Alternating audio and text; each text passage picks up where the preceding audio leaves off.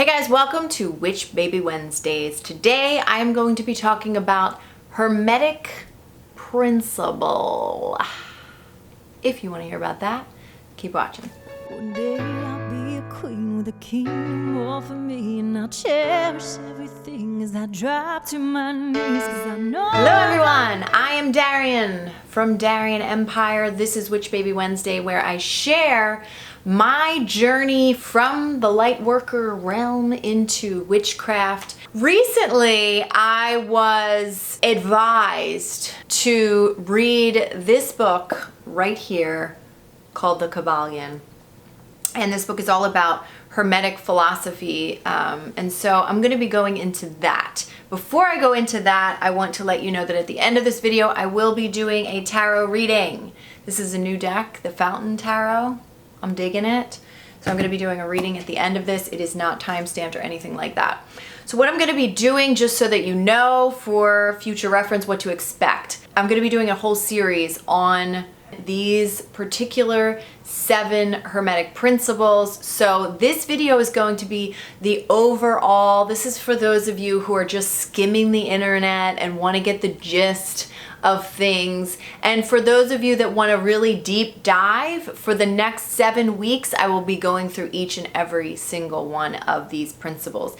If you have not yet subscribed, don't forget to subscribe to this channel. If you're liking it, if you're digging it, if you're not digging it, don't subscribe, because honestly, I don't want that energy up in her. But if you are digging it, definitely subscribe.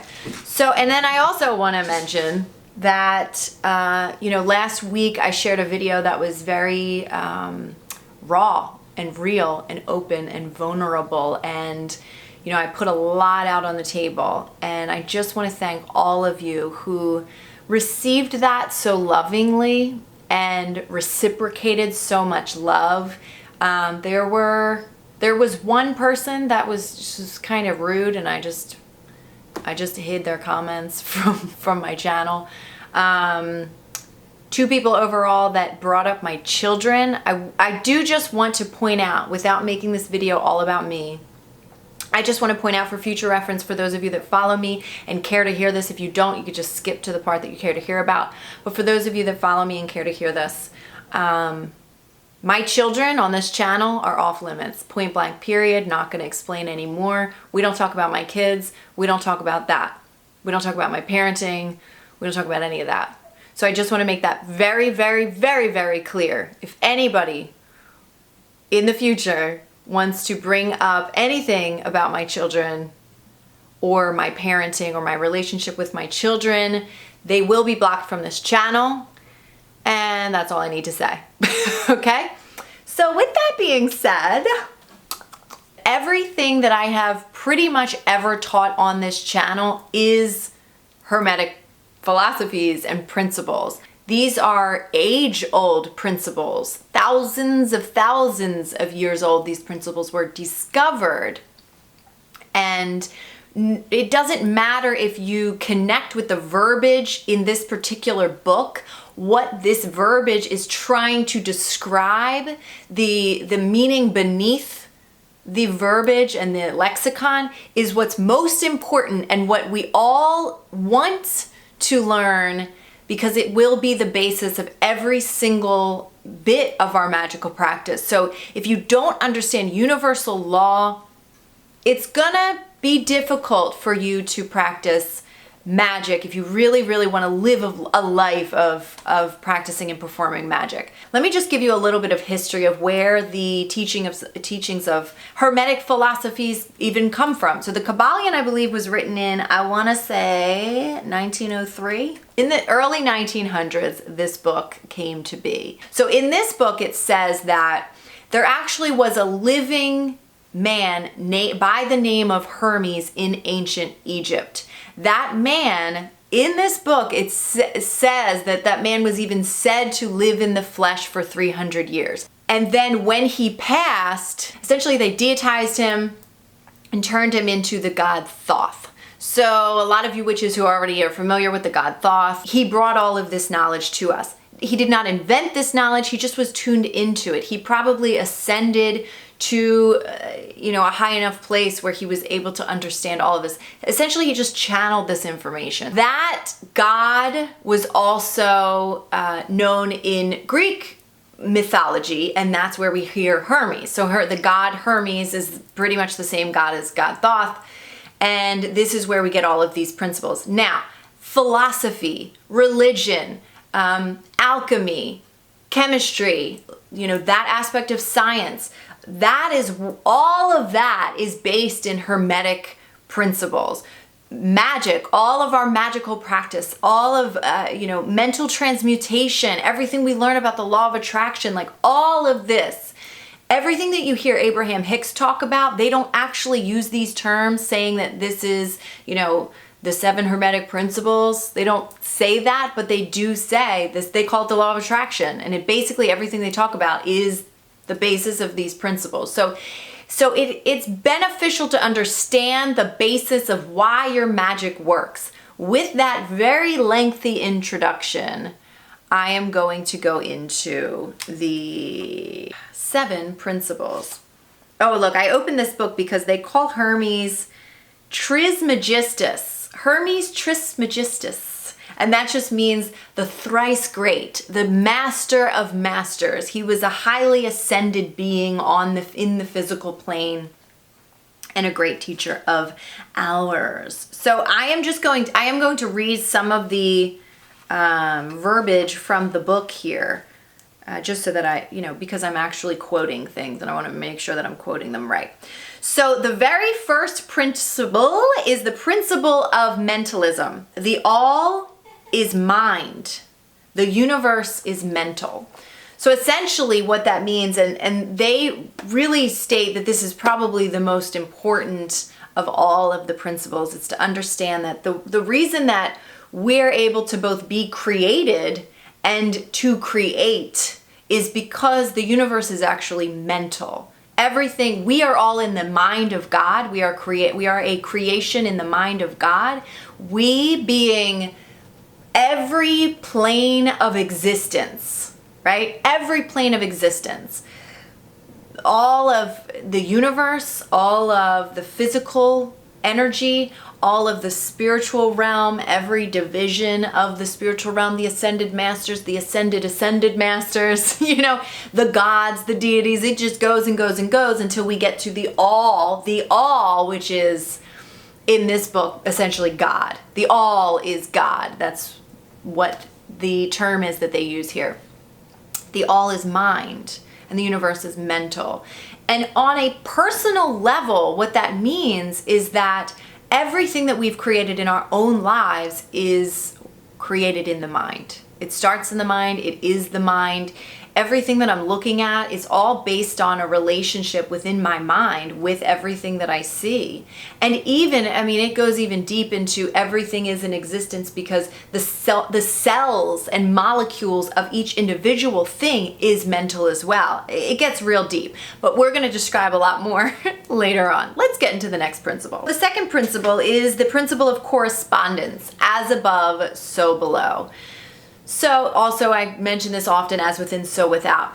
Essentially what this means is that everything that is going on a small scale is also going on a large scale.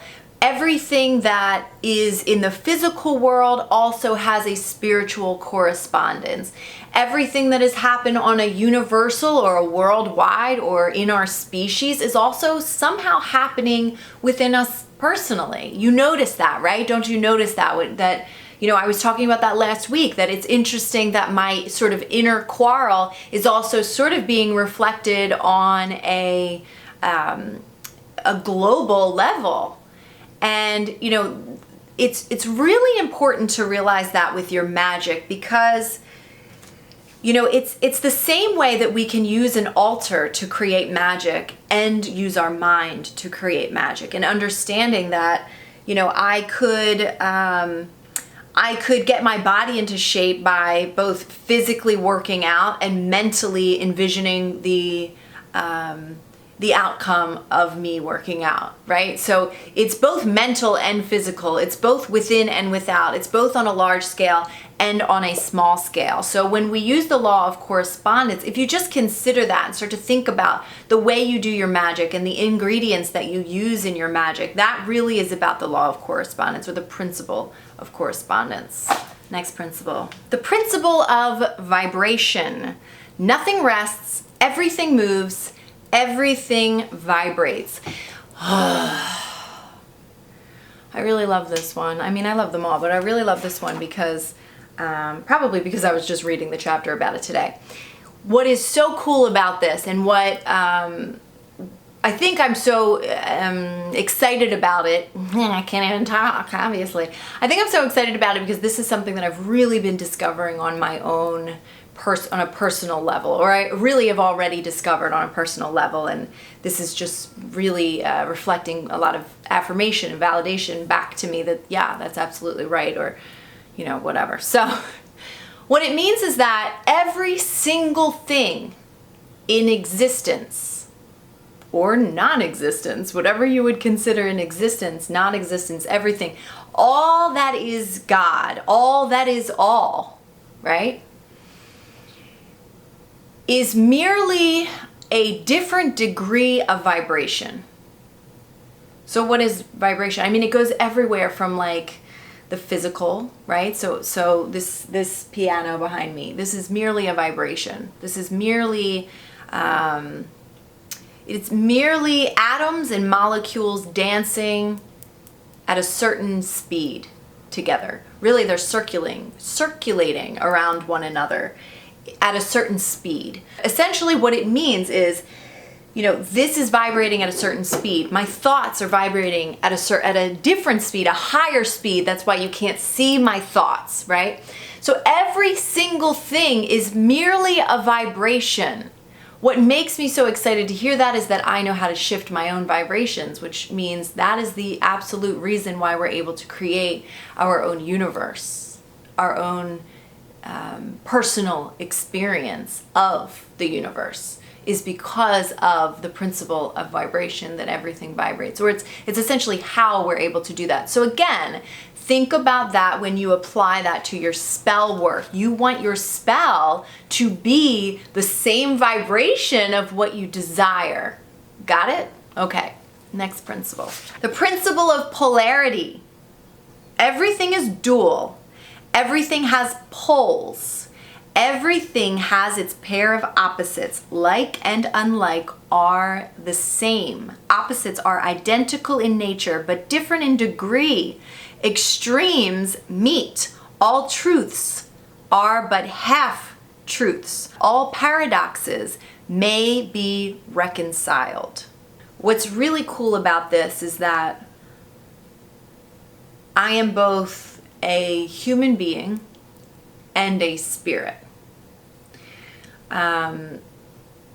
How we can utilize this is with transmutation, mental transmutation. So we have the ability to flip every subject on its head, because everything is, as Abraham Hicks says, everything is one subject. It's like picking up a stick, and on one end of the stick is the unwanted, and on the other end of the stick is the wanted. That is the principle or the law of polarity. Everything is truly one thing. It's merely the unwanted aspect of it and the wanted aspect of it. And really, that all is determined by us now, isn't it? It's all determined by us on a personal level.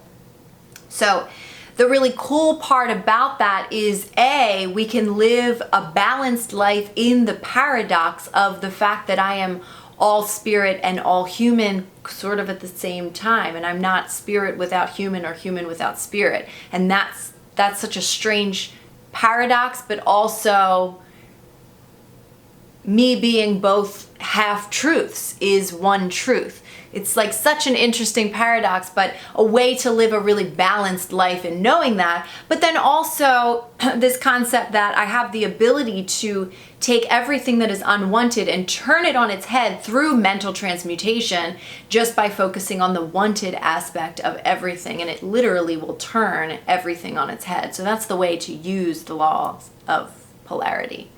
Next principle. The principle of rhythm.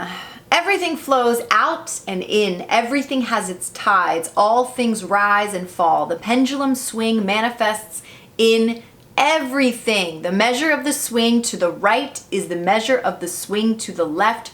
Rhythm compensates. So this essentially is like the law of karma. What goes around comes around. Think about the pendulum swinging. It always has to swing back. Everything has a rhythm. When you manifest money, this is just for some reason coming to me, you don't just manifest on the receiving mode. You're not just constantly receive. You're actually receiving and giving and receiving and giving. And it really is like a tide. When you think about, let's see, perfect example. I feel like so many people can relate to this. If you've been living your life, on the left-hand path, and I don't mean religiously, I mean just like way off left field. What happens is very often, so for me, I was, living a life of like crazy chaos. I was doing drugs and drinking and all kinds of craziness. And then I needed to completely swing the pendulum to the right side. I needed to go full throttle light worker and then kind of swing back to the dark side, and then kind of swing back a little bit and kind of let the pendulum kind of lose a little bit of momentum to the point where I'm kind of swinging in this soft, balanced middle ground, right? So a lot of people do that. It's like you have to go from one extreme to the next. It's like you got to do this full cleanse of the old, and then eventually you kind of come back to the center and you kind of go, oh, okay, well, that stuff I used to do in the past, it's not as demonized as I need to make it out to be, or you just kind of find a center, and that really has a lot to do with that principle of rhythm and also karma. So just know what goes around always comes back around. But I do want to point out that each of these laws, the really cool part about these laws is that, as they say in this book, is that, and I've noticed in my own life, is that you cannot completely deny a law. You can't just pretend it doesn't exist, but you can use one law to sort of cancel out another. So there is the ability to cancel out sort of the law of rhythm, and I'm sure you can do that with mental transmutation, absolutely. You can use the law of polarity against the law of rhythm. There's definitely ways to go about it. So just think about that. Hopefully your wheels are turning there. Next principle. Okay. The principle of cause and effect. Every cause has its effect. Every effect has its cause. Everything happens according to law. Chance is but a name for law not recognized. There are many planes of causation, but nothing escapes the law. So when they say there's many planes of causation, that just means that, that on the plane of whatever, the spiritual plane, or the many planes of the spiritual plane, or on the physical plane, I could actually physically do something that would have an effect. Or I could think a thought, and that has an effect as well. So every single thing has a cause, every single thing has an effect. The really cool part that they describe in this book is also what I just got done saying, that you could be, the laws of cause and effect, it tends to, if you have this, somebody I was just talking to, actually the same person that told me to read this book, Gil, I gotta give him a shout out, by the way. Gil, thank you. Was just talking about the herd mentality, right? As human beings, if we have this herd mentality of just wanting to go along with the herd, we can tend to be victims of the principles of cause and effect. But when you learn how to use it deliberately and actually become the cause, you're no longer this victim being played like pawns on a chessboard. So we can definitely become the cause in order to change the effects in our lives. So we have to understand too that everything in your life is the effect of you, and you are the cause of everything in your life. And when you take that and you understand that, you use it deliberately, you can, same with getting into the laws and the principles of vibration and understanding that, you can use those two to really work together to create some really magical things in your life. Okay?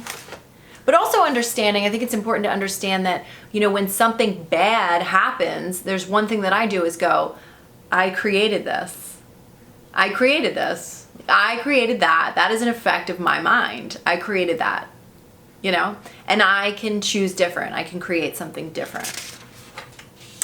And the last but not least, again, there's not really like a particular order for these, but the last but not least principle is the principle of gender. Not necessarily in the man and woman sense, but like, when you think about, we use the term like divine masculine, divine feminine, but also just that there is a masculine and feminine side to everything. Gender is in everything. Everything has its masculine and feminine principles. Gender manifests on all planes. So, that could be described as like the god and the goddess. I end up talking, for some reason on my tarot readings on Facebook, I end up talking about the masculine and feminine aspects of each and every one of us very often, and how really in the age that we are, in the age of the Aquarian that we're in right now, it's really a journey of becoming one and becoming whole. And it does not matter what gender, honestly, it does not matter if you are gender neutral, if you are absolute, relate and identify with absolutely one gender or the other gender. That's not what it's about. It's about utilizing the aspects, the masculine and feminine principles and aspects within yourself to work together. It's about becoming your own soul mate. That really truly is what it's about. I think that we're really seeing it in these gender neutral people. We're seeing this oneness of gender neutrality coming through. And it's not, and I wouldn't even call it gender neutrality. I think that's a term that we're using today, but it's really gender unity, or a binary gender unity.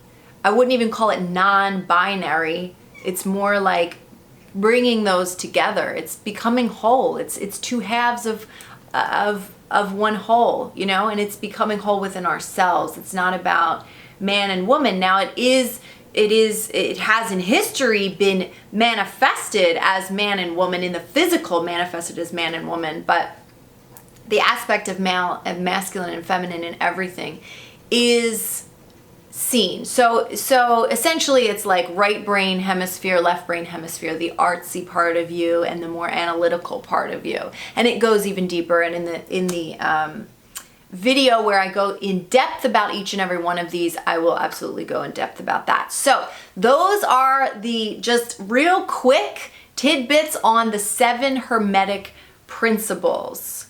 I would love to know how your wheels have turned. Have you thought, oh my God, I could use that? Ooh, are you more interested? Are you really interested in diving deeper? Have you used these Hermetic principles in your own magical workings?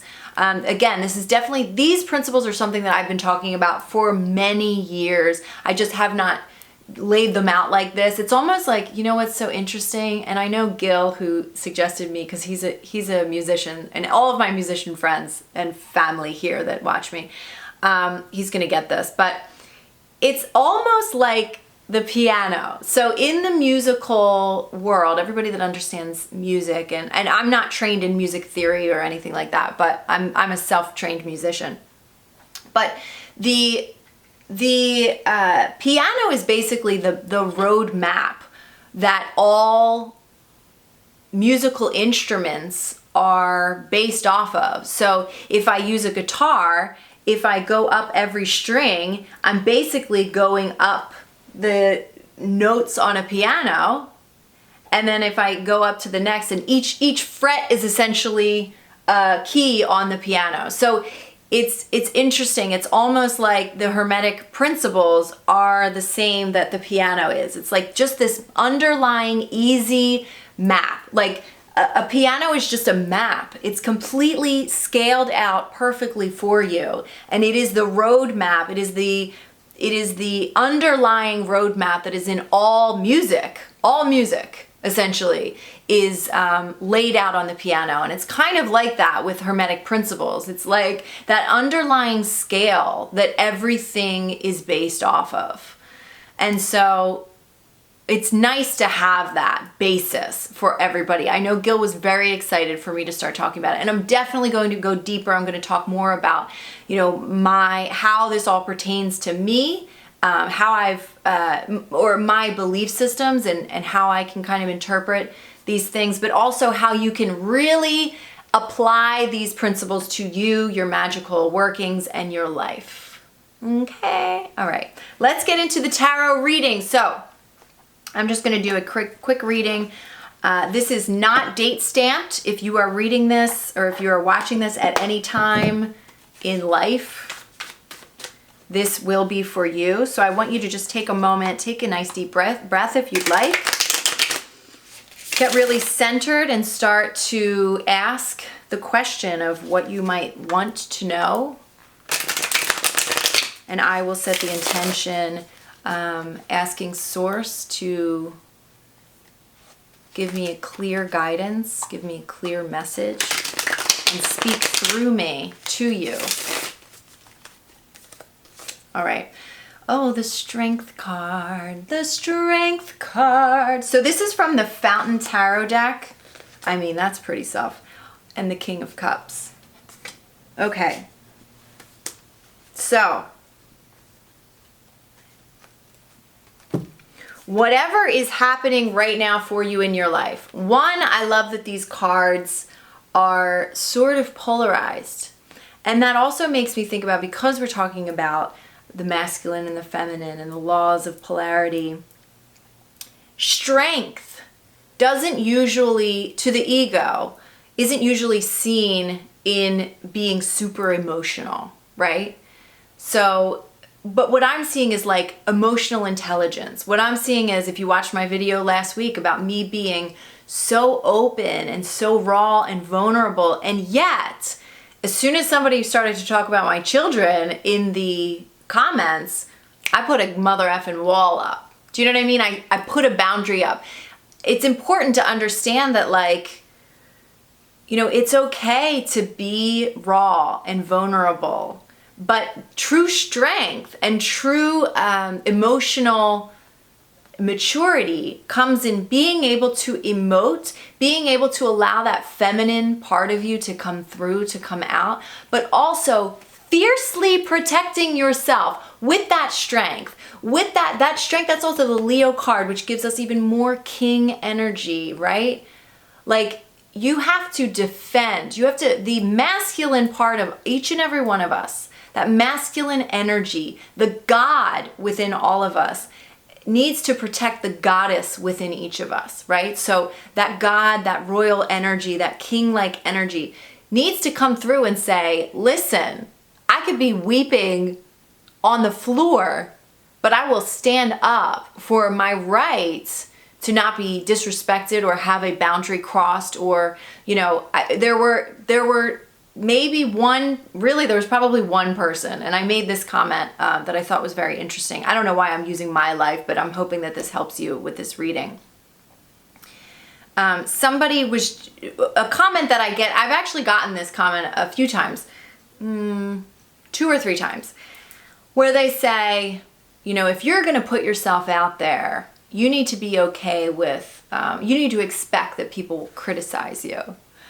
I frankly think that that's a poor excuse for people to just act like assholes, to be honest, and it's not okay. You know what I mean? So for me to pour my heart out does not give anybody permission to see me as weak and then act on that, or treat me as if I'm like weak, or somehow disrespect me, right? So I want you to understand the message that's coming through is that you being vulnerable, you being open, you being okay with sharing your emotions is the strongest fucking thing that you could do. And it's not okay if somebody wants to degrade you because of that. This message is to tell you to be strong, to allow that to come through, but also protect yourself fiercely, right? for some reason, Brene Brown is coming up because she talks a great deal about vulnerability and being in the ring, and all those people that are watching you that wouldn't dare get in the ring. You don't take advice from those people. They don't even have a right to speak, honestly, in your whole world. Like, nobody would come and criticize. I mean, take it from me on a personal level, who's been on YouTube bearing my effing soul for like literally 10 years. It's been 10 years I've been on YouTube bearing my soul. I've gotten a hell of a lot of criticism. And you know what? I've learned so much so that anybody who has criticism that's just criticism, like anybody that just wants to come on and criticize people and it really is just straight up being judgmental. It's not supportive, it's not loving, it's not constructive, it's not, it's nothing. There's not a single soul on this planet that is happy, that loves themselves, that feels successful in their own lives, that is going to go around and criticize people that they don't even know. Do you know what I'm saying? So just understand that and protect your feminine fiercely. Protect that fiercely. Be the king of the queen within yourself. Whatever that means for you. That might be uncomfortable for some of the more masculine identifying men to hear. It might even be uncomfortable for some of the feminine identifying women. It might be uncomfortable for everybody. It might just be a weird thing. But maybe that's the source within you and the source within me guiding you to get comfortable with the masculine and the feminine. Now, that does not mean that you have to act like, if you're a female, you have to act like a man. That's not what that means. What I really would, and same with the feminine, I really want to, I don't know why this is coming through, but it is. I really want to stress that, I got a question today requesting to do a video about how to access and connect with the goddess within you. I really want to stress to all of you that what you think it means to be a woman or a man or whomever you are, whomever you identify with or don't identify with, is probably not the truth. Because what we see in the world is not the truth. When I want you to be I want to be very clear about what it means to be a female is personal to you. What it means to be a man is personal to you. The truth is not the ego. It's not this toxic masculinity that we're seeing. Anything that you hear out there is not really the truth about what it means to be a female. And I would highly encourage anybody to dig deep, go into meditation and discover what it really means for you to be in your feminine and masculine power, and how you can, maybe if you identify with the female as I do, and you want to just embrace the queen within yourself, how do I fully, ask the source within you, how do I fully embrace the queen within me? That's the emotional self, right? Let myself express, right? Let myself be vulnerable and express. How do I allow myself to unleash that queen within me, but utilize the king-like protective borders, right, that I can create for myself? How can I be both the queen and surround myself with an army of knights around me, or whatever it may be, or have the backbone of a king supporting me and protecting me, being the vessel of love, right? The vessel of love needs protection. It needs that masculine energy. So please understand, love needs protection. It needs it not from a fearful standpoint, but from a loving standpoint, from a strength standpoint. So you protect the love within yourself fiercely, as you would protect your young, as I protect my young when I say kids are off limits. No questions asked. I'm not going to explain myself. It doesn't matter. I don't need to.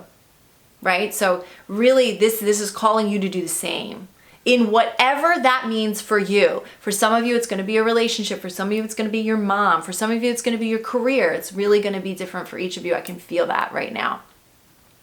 And spirit right now is clapping for me. They're all like, yes, yes. Thank you. That's hilarious. Okay. All right, guys. Thank you so much for watching. I hope that connected, where you feel connected with that, and that really helped you. I hope this entire video helped you, and look forward for diving deep in the next coming weeks into each and every single one of these Hermetic principles. Thank you so much for watching. If you have not subscribed yet, make sure you do so, and I will see you next week. Bye, guys. Hey guys, thanks for watching this video. If you liked it, be sure to give it a thumbs up. And if you want to connect with me outside of YouTube, head on over to my Instagram to say hello, watch behind the scenes stuff, and check out any special announcements that I might have going on. Now, if you haven't already, head over and watch one of these awesome videos and subscribe to the channel. I'll see you on the next video, guys. That's where my dreams come in.